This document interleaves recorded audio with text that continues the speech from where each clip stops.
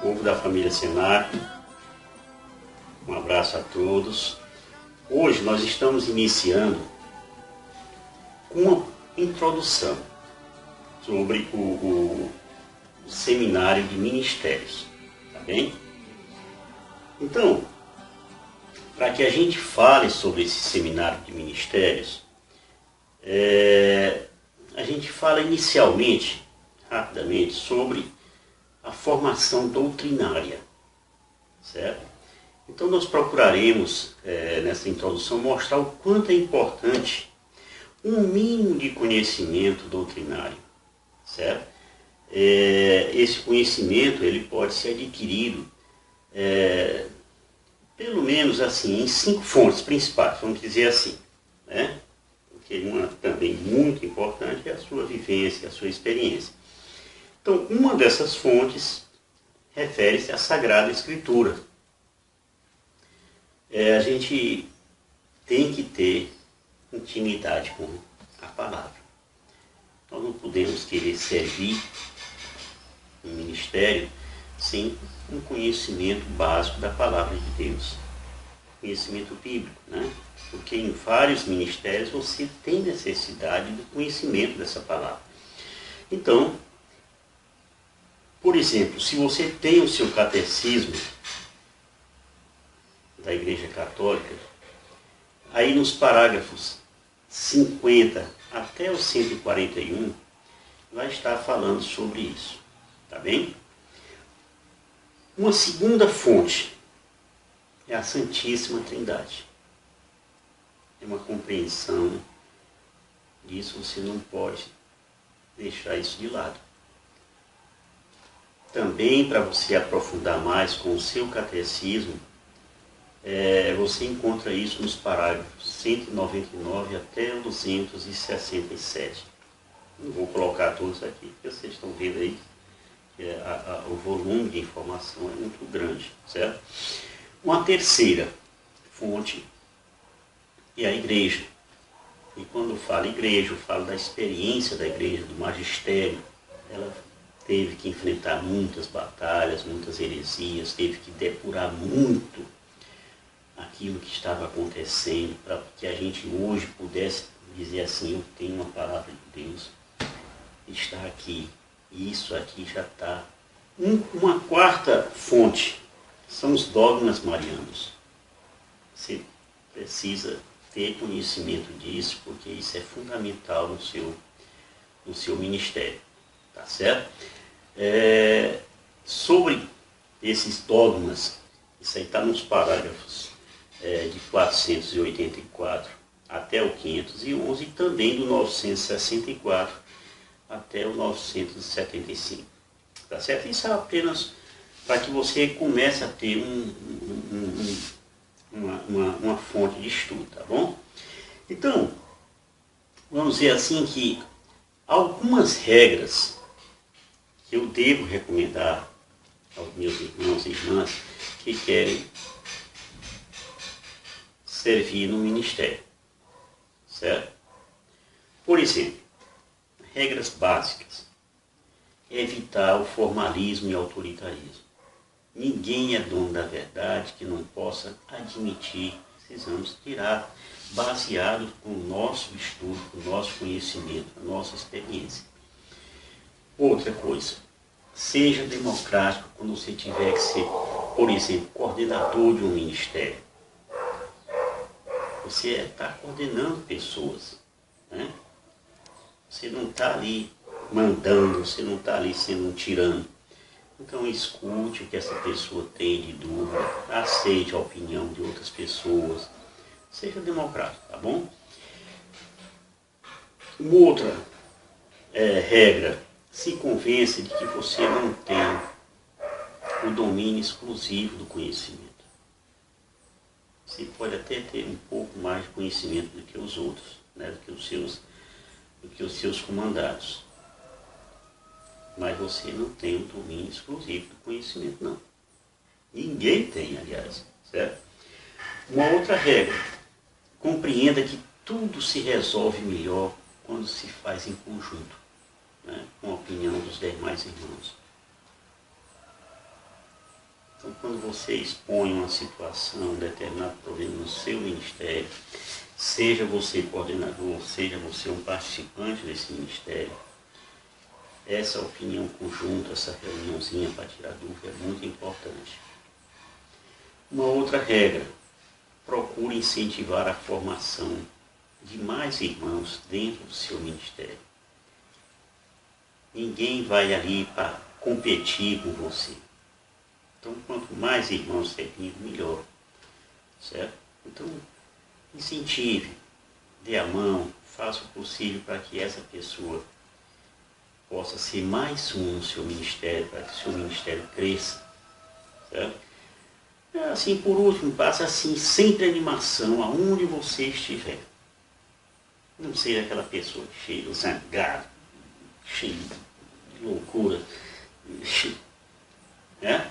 Então, dentro no seu grupo, aonde você estiver, na missão, eu conheço tantas pessoas que, meu Deus do céu, que quando chegam num local para dar uma palestra, fazer uma pregação, por exemplo, ficam mais ali atormentando a vida das pessoas que estão ali, procurando beber alguma coisa do que ele vai falar, e ele fica lá. Ah, o que é que você fez? Como é que foi sua semana com sua família? Rapaz, se a pessoa não trouxe a Bíblia, recomende que ele traga da próxima vez, mas não fique demonizando a pessoa por causa disso, não. Se a pessoa está vestida inconvenientemente, tenha caridade, chama essa pessoa depois no particular, só, aqui não é um local para você vir e blusinha regata, não é um local para você vir de mini saia, não é? Mas isso com caridade, tá certo?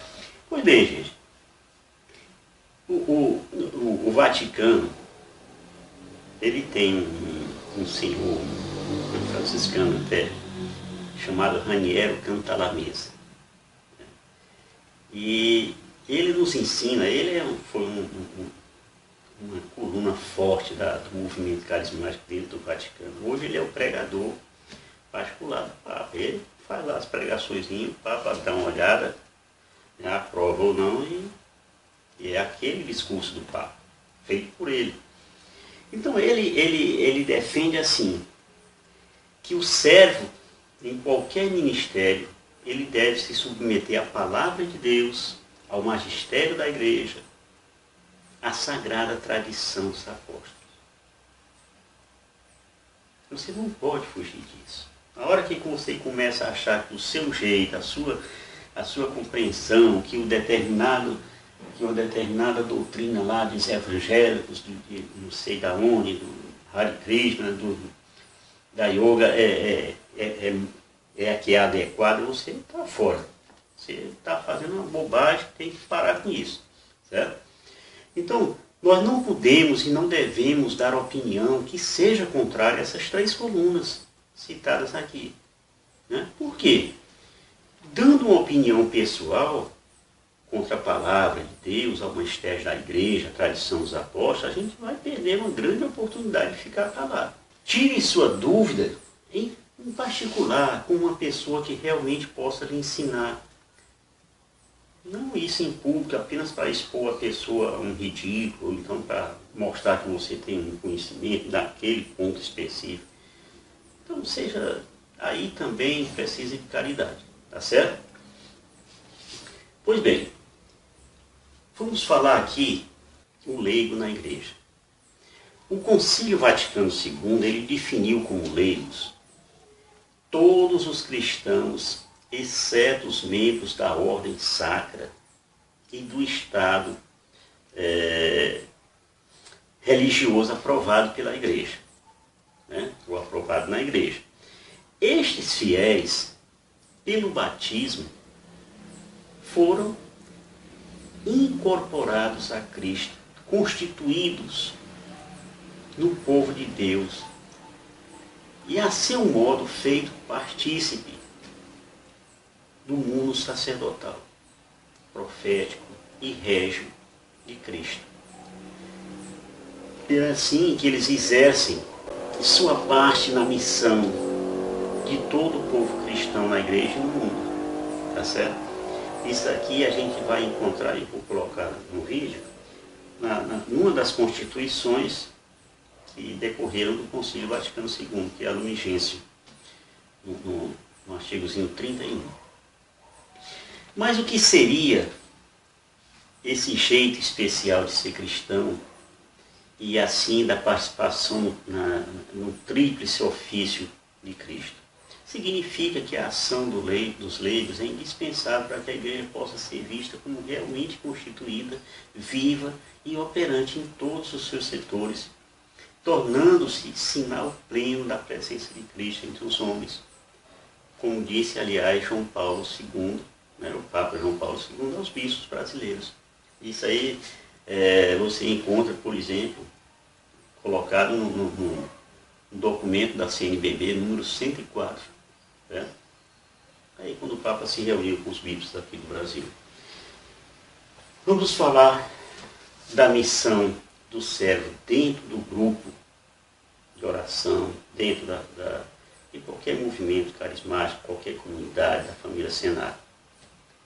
A gente vai usar de uma...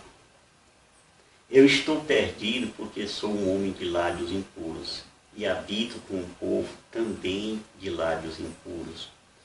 E, entretanto, meus olhos viram o Rei, o Senhor dos Exércitos. Um dos serafins voou em minha direção e trazia na mão uma brasa viva que tinha tomado do altar com tenaz. E aplicou-me na minha boca e disse: tendo esta brasa tocado teus lábios, teu pecado foi tirado e tua falta apagada. Ouvi então a voz do Senhor que dizia: quem enviarei eu? E quem irá por nós? E aí Isaías disse: eis-me aqui, enviai-me a mim. Né? Isso aqui, olha, está no livro de Isaías, no capítulo 6, no versículo 5 ao versículo 8. Tá? Aí eu pergunto, em que isso é parecido? Porque isso aí de Isaías foi o chamado.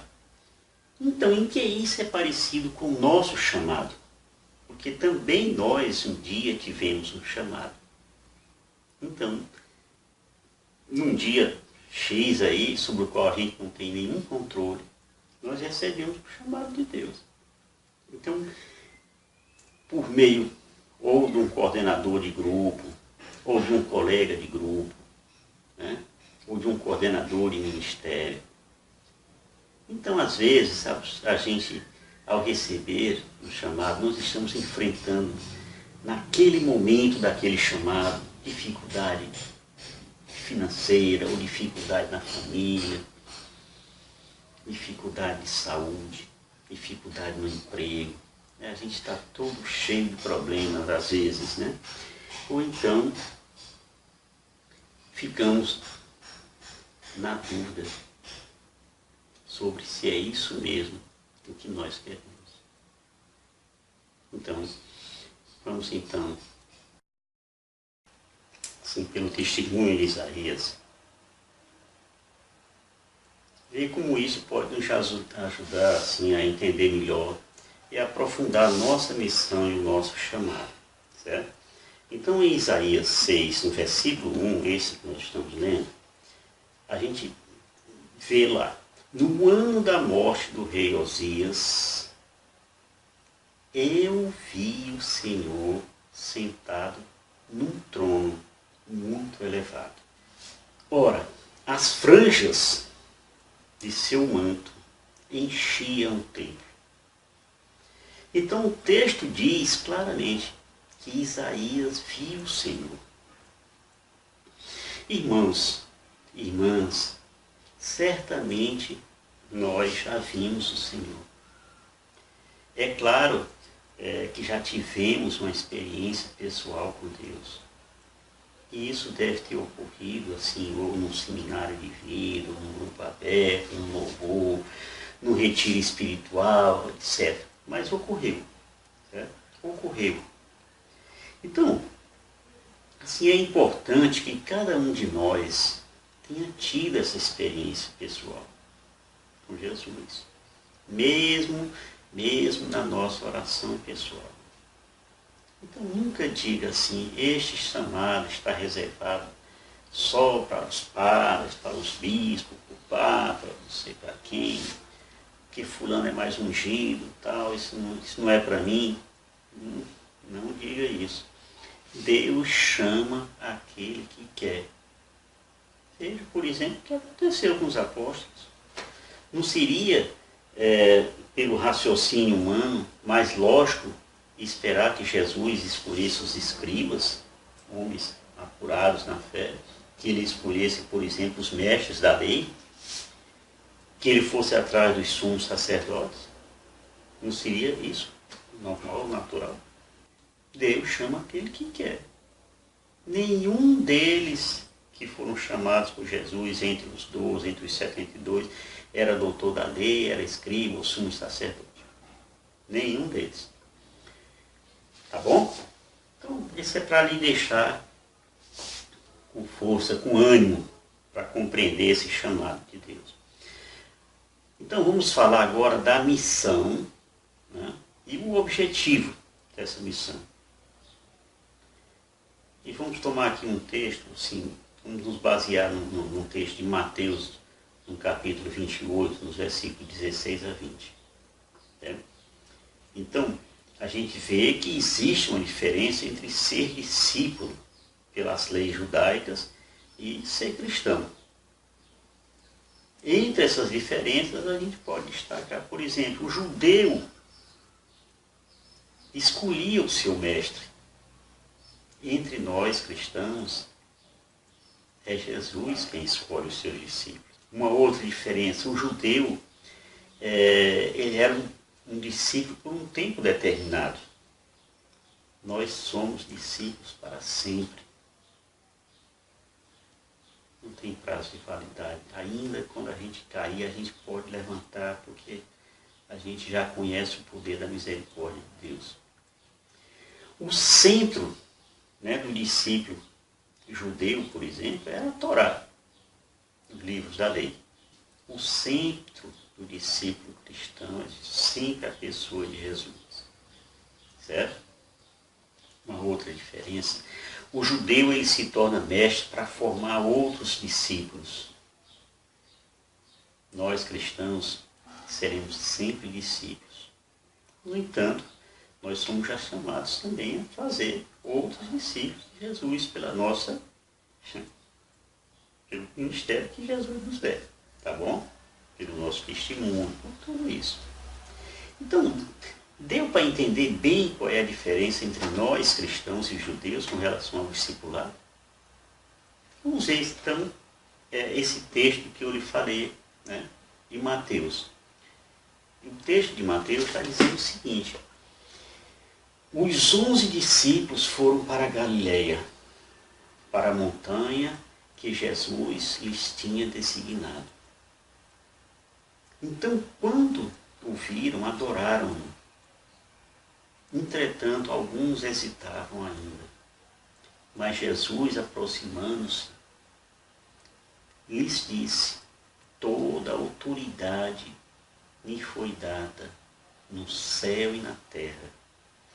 Ide, pois, e ensinai a todas as nações, batizai-as em nome do Pai, do Filho e do Espírito Santo, ensinai-as a observar tudo o que vos prescrevo.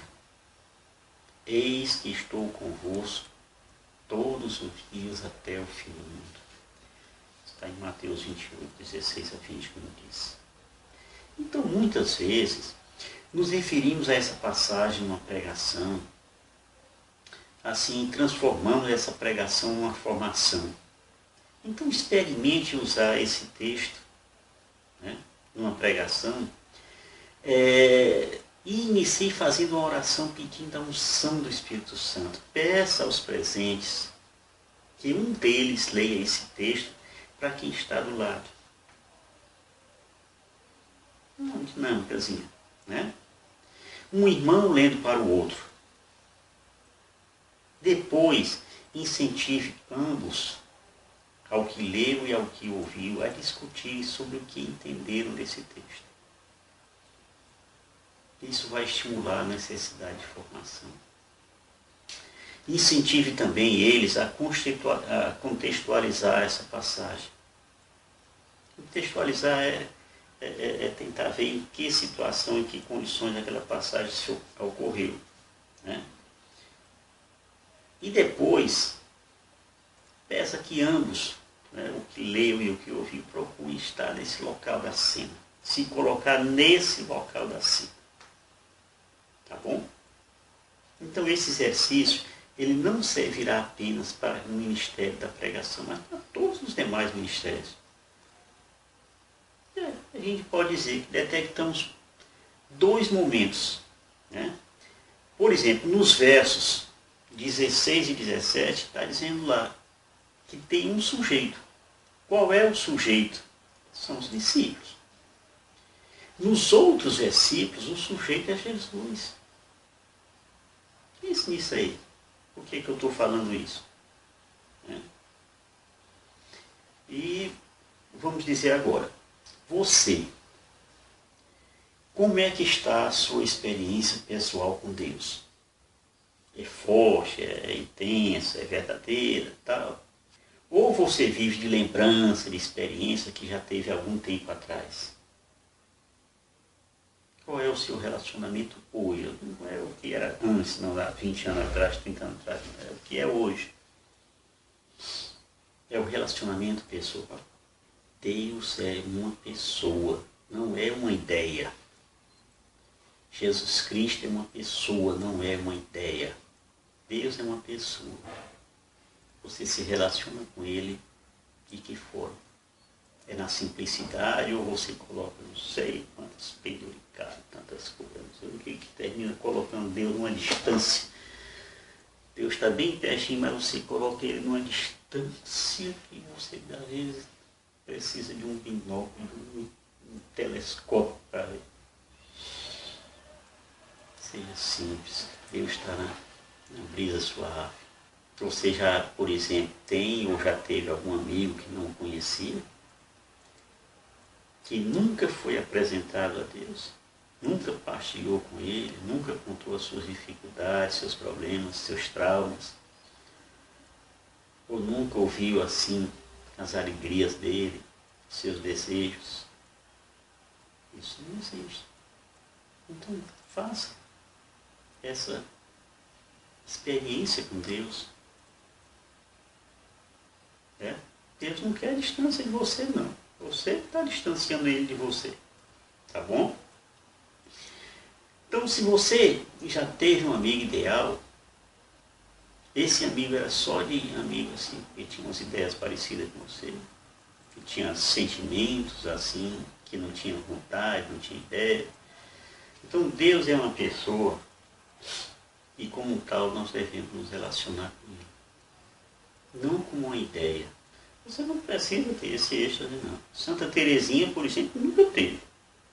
Nem Santa Teresa dava também. Mas elas disseram, eu vi o Senhor. Tá? Então pode ser simples. E Deus age muitas vezes na simplicidade. Mas se eu tenho um relacionamento verdadeiro com Deus, que é uma pessoa, eu posso dizer, com certeza, eu vi o Senhor.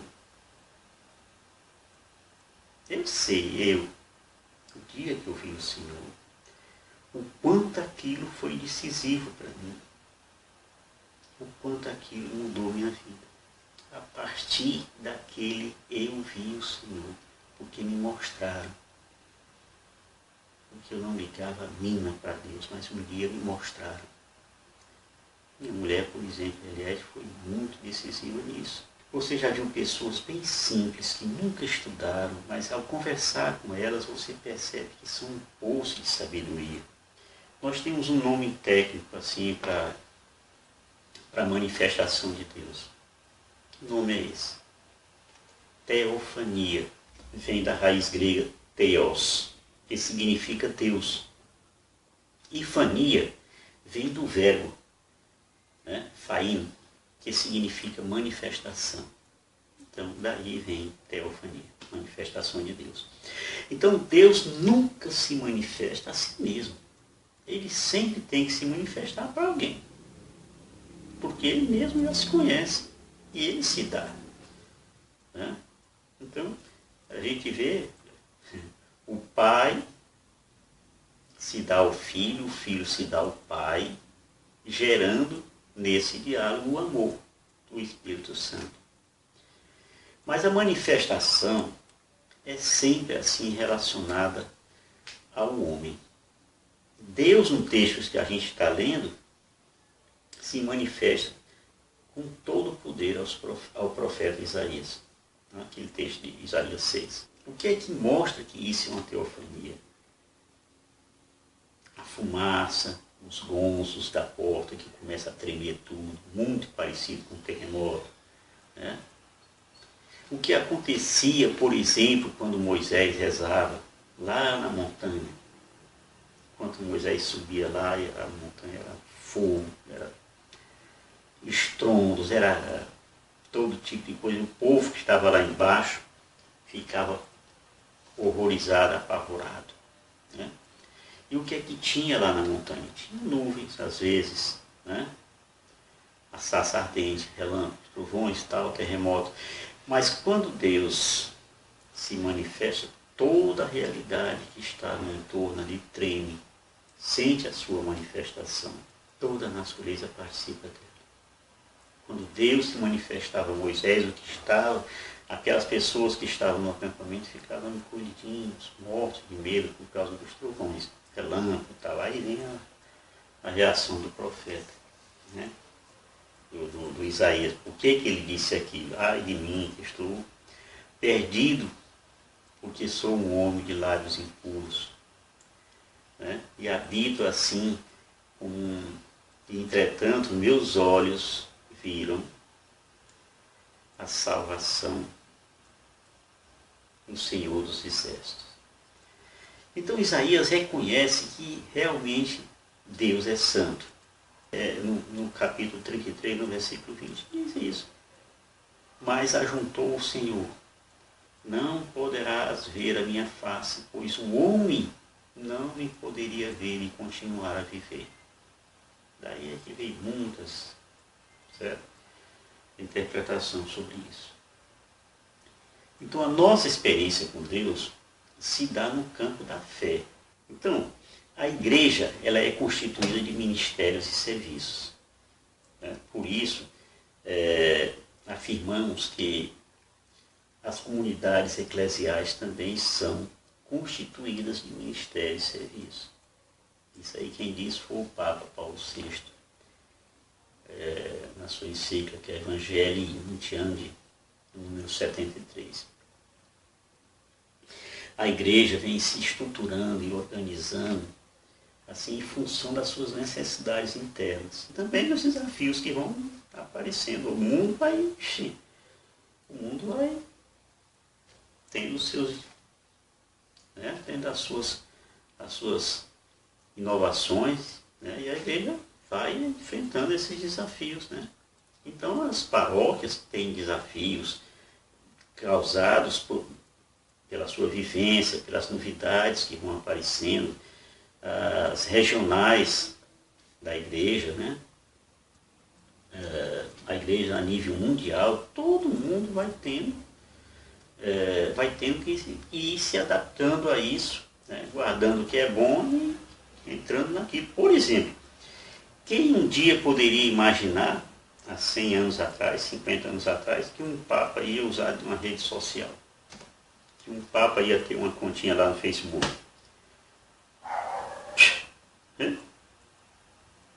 Então, gente, isso aí é adaptação.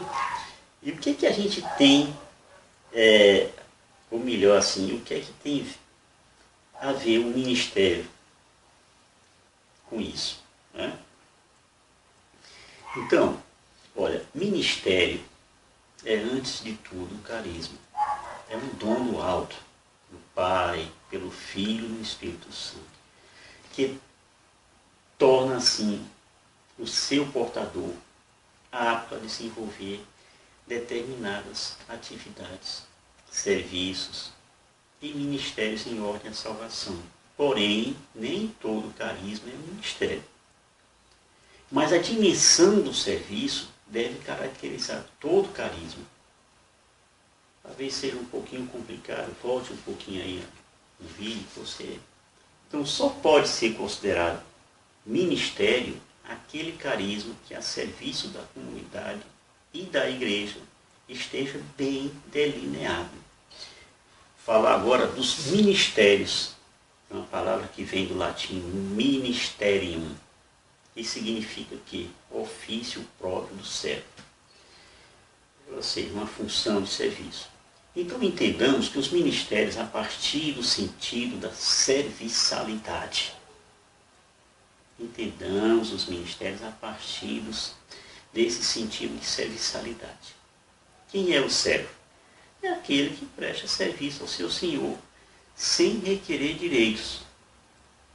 Então há duas palavras relacionadas ao conceito de ministério. Palavras são essas: a diaconia, né? A gente vai já falar mais sobre isso, e a liturgia, né? Leite, irmão. O diácono é aquele que serve a mesa. Isso aí no dicionário está isso, né? No Novo Testamento foi instituído assim para servir a quem? As viúvas e aos órfãos. Lembra daquele momento da igreja nascente ali? Confusão que estava, que ninguém tinha tempo mais para pregar a palavra, era só servindo os outros. E aí reuniram, colocaram os diáconos. Então, há uma diversidade, de modo que a cada um é confiado, por exemplo, um serviço específico. Então, nessa variedade de ministérios, a gente tem alguns grupos, né? Vamos resumir aqui, tá certo? Vamos resumir aqui. No primeiro grupo, assim, vamos dizer, os ministérios reconhecidos. Chamado assim, ministério reconhecido, também chamado de ministério simples, né? É quando é ligado a um serviço significativo para a comunidade, considerado assim não permanente, podendo vir a desaparecer a qualquer momento, dependendo, né? Então, os ministérios litúrgicos, com os leitores, ministério de música, arte, etc. Isso aí, tá? Um segundo grupo são os ministérios confiados. É quando são conferidos ao portador por algum gesto litúrgico simples ou alguma forma canônica, certo? Alguma forma canônica. O ministério, sim, extraordinário, por exemplo. O ministério extraordinário da Sagrada Comunhão. E no terceiro grupo está os ministérios instituídos. É quando essa função é conferida pela igreja por meio de um rito litúrgico, né, chamado instituição. O leitorato e o acolitato, por exemplo, né? E a gente tem, por exemplo, os ministérios ordenados, também chamados assim de ministérios apostólicos ou pastorais. Então são conferidos através do sacramento da ordem, pelo rito mesmo litúrgico da ordenação. Por exemplo, para o episcopado, presbiterato e diaconato, né? Então ele constitui assim um verdadeiro serviço ministerial. Então, por meio do rito sacramental, o portador desse ministério recebe assim a autoridade, né, e o poder sagrado para servir a igreja, agindo in persona Christi Capis, ou seja, na pessoa de Cristo cabeça, certo? Embora o sacramento da ordem possua 3 graus, né, onde o primeiro grau é o episcopado, o segundo grau é o presbiterato, o terceiro grau é o diaconato, o sacerdócio ministerial possui apenas 2 graus. O sacerdócio ministerial. O primeiro e o segundo grau, que é o episcopado e o presbiterato. O diaconato, ele não faz parte dos graus do sacerdócio ministerial. Tá bom? Por exemplo, um diácono, ele auxilia tudo, mas ele não consagra, ele não faz determinadas coisas que estão reservadas aos padres, aos bispos. Tá? Vamos falar agora da diversidade dos ministérios leigos, né? E aqui vamos colocar as coisas relacionadas com o movimento carismático, tá bom? Então, o batizado, ele é chamado a crescer continuamente, certo? Cada vez mais fruto na descoberta da sua vocação, para vivê-la no cumprimento da missão. Então, os ministérios, eles são diversos, mas um só é o Senhor. 1 Coríntios 12, 5. Dizendo isso, Paulo coloca todos os ministérios em submissão a Jesus, certo? No contexto de comunhão eclesial. Da mesma forma como é definido em Efésios 4, de 11 a 16. Essa comunhão, koinonia, né? Então, tudo deve funcionar como uma orquestra, onde cada um faz a sua parte, né? Veja uma orquestra, a quantidade de instrumentos que existem. Cada um sabe exatamente o que deve fazer. O resultado se apresenta de maneira fantástica, né? É uma beleza, certo? Então, nós temos, por exemplo, o Ministério de Animação, que são animadores de comunidade, grupo e tal. Dentro dessa categoria aí, a gente coloca, por exemplo, o Ministério de Música, Ministério de Música e Artes, né? No Ministério da Palavra, onde entram aí os catequistas, os pregadores, os formadores, etc. Então, neste grupo aí, nós temos os ministérios de pregação e de formação, certo? O Ministério de Intercessão. Interceder é o quê? É colocar-se no lugar do outro, representar alguém clamando por ele junto a Deus. Quem participa desse ministério está investindo horas e horas na presença de Deus, em fervorosa oração a favor de quem? Dos outros. Né? De alguém que lhe pediu uma oração, de alguma causa, por exemplo, né? A gente pode rezar por uma causa local, uma causa do grupo, uma causa municipal, estadual, nacional, do mundo. Né? Quantas vezes o Papa, por exemplo, já não pediu para os fiéis cristãos do mundo todo que rezasse lá pela paz, né? Na África, quando estavam matando lá os cristãos, paz no Egito, no Iraque, né? Então, intercessão é combater o inimigo, né? E resgatar almas para Jesus. É trazer à luz os filhos espirituais. Então, portanto, interceder é estar entre Deus e os homens, assim, por uma causa. Tá bom? E falando agora do ministério de oração por cura e libertação. O objetivo desse ministério é reacender a chama de fé no coração de todos. Jesus é o mesmo ontem, hoje, sempre. Né? E estará realizando os seus milagres e derramando a graça em cada um. Então Deus concede a todos nós vida em plenitude em Jesus Cristo pelo poder do seu Espírito Santo. Então, meus irmãos, esta é apenas uma introdução ao seminário de ministérios. Né? Cada um deles será assim explicado com mais detalhe nos momentos apropriados. Né?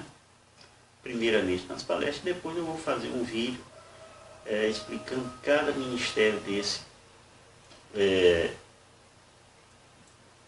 por si. Né? Por exemplo, o Ministério da Pregação vai ter um vídeo para o Ministério da Pregação, vai ter um vídeo para o Ministério da Formação, um vídeo para o Ministério da Intercessão, de oração por cura, servos, né? Agora, eu vou me dedicar há basicamente os 4 principais, né, que é pregação, intercessão, Ministério de Música e a oração, Ministério dos Céus, que oram por cura e libertação. Mas tem também outros ministérios, como por exemplo o Ministério das Famílias, o Ministério de Promoção Humana, o Ministério para as Crianças, entre tantos que tem aí, tá bom? Obrigado pela atenção, nos veremos logo mais.